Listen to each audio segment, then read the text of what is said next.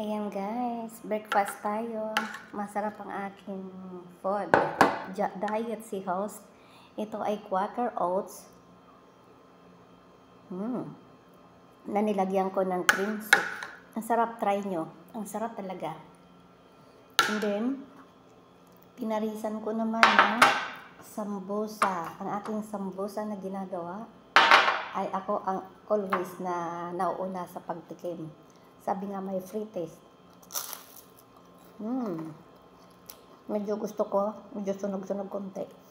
Sinadya ko talaga siyang masunog-sunog konti.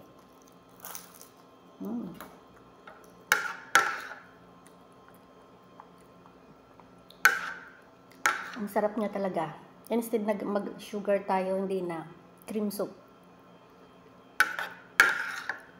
Ginamit ko chicken soup. So, malasa talaga siya.